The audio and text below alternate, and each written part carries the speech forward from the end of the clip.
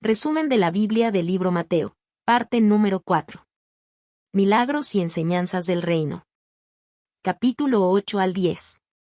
Introducción. El Evangelio de Mateo nos presenta a Jesús no solo como maestro, sino también como Señor con autoridad sobre toda circunstancia.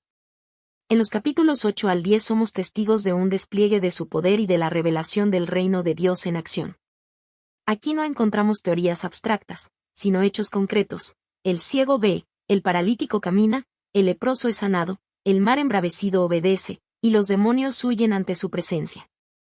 Cada milagro es más que un acto de poder, es una señal del amor de Dios que se acerca al ser humano en su necesidad. Jesús no solo restaura cuerpos, sino también corazones y vidas enteras. Su autoridad no busca dominar, sino liberar, no impone miedo, sino que ofrece esperanza. Pero estos capítulos también nos muestran otro aspecto fundamental. Jesús llama a sus discípulos a participar en esta misión. Los forma, les da autoridad y los envía a proclamar las buenas nuevas del reino. El reino no es algo distante, sino una realidad que se expande cuando hombres y mujeres, llenos de fe, responden al llamado de seguir a Cristo y compartir su mensaje. Este recorrido nos invita a descubrir que el reino de los cielos está vivo y presente, que transforma realidades, libera a los cautivos y enciende en nosotros la responsabilidad de ser testigos del poder de Cristo. Lo que sucedió en Galilea y Judea sigue sucediendo hoy. Jesús sigue siendo el Señor de toda circunstancia y el Rey que extiende su reino a través de sus hijos. Sanidad de enfermos. En Mateo 8 somos testigos de cómo Jesús se acerca a los más necesitados y vulnerables, revelando que su reino está marcado por la compasión y el poder divino. Primero, se encuentra con un leproso, alguien marginado y rechazado por la sociedad.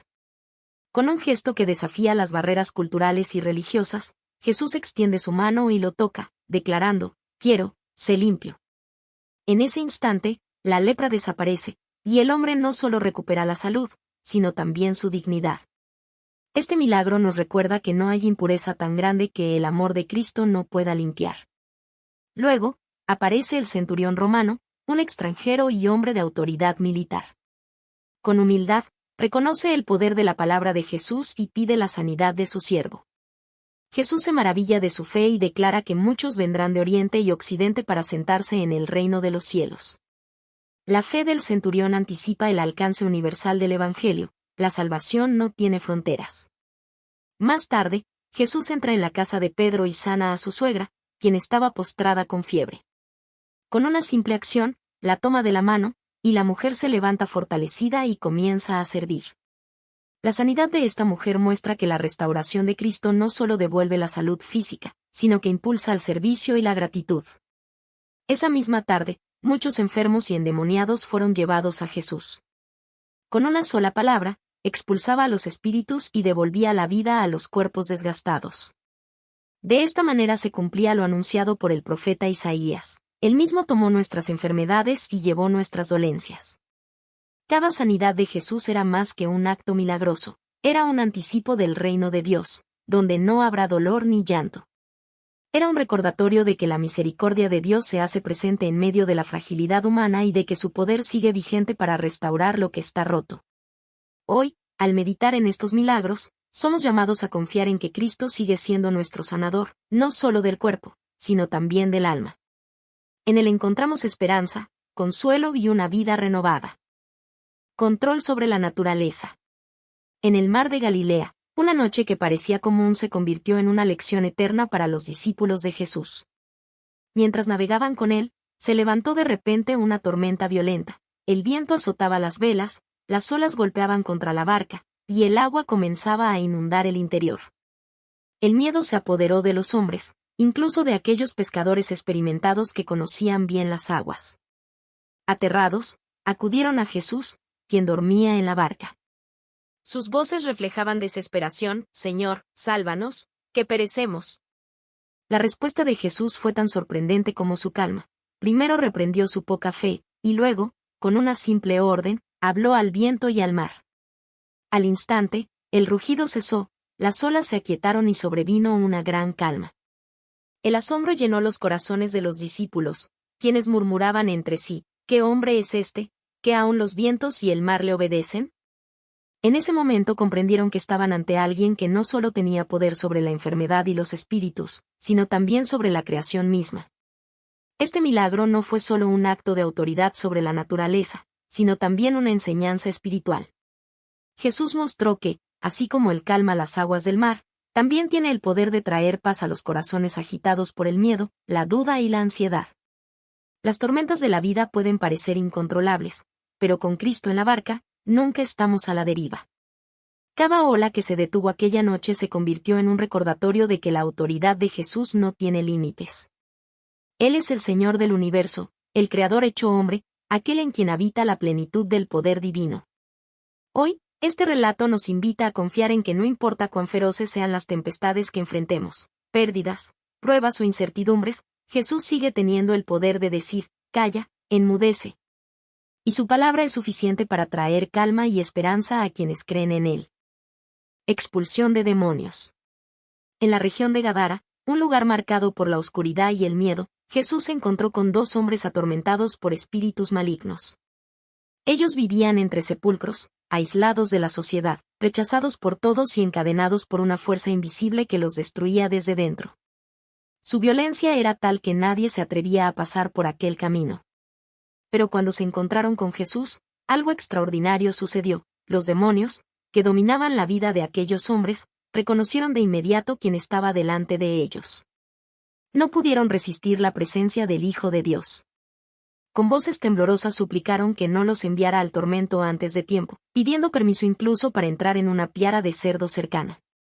Jesús, con una sola palabra de autoridad, los expulsó. Al instante, los hombres quedaron libres, y la multitud fue testigo de un cambio asombroso. Aquellos que antes eran temidos, violentos e incontrolables, ahora estaban en su sano juicio, tranquilos y en paz. Este acto no fue solo una demostración de poder, sino una revelación del propósito del reino, liberar a los cautivos, romper cadenas espirituales y traer esperanza donde solo había desolación. La luz de Cristo penetró en las tinieblas más profundas y mostró que el enemigo no tiene la última palabra. La reacción de la gente, sin embargo, fue de temor. En lugar de alegrarse por la liberación de los hombres, se sintieron perturbados por el poder de Jesús y le rogaron que se marchara de su región. Este contraste nos recuerda que no todos están dispuestos a recibir la libertad que Cristo ofrece, pues implica un cambio profundo en la vida y en el corazón.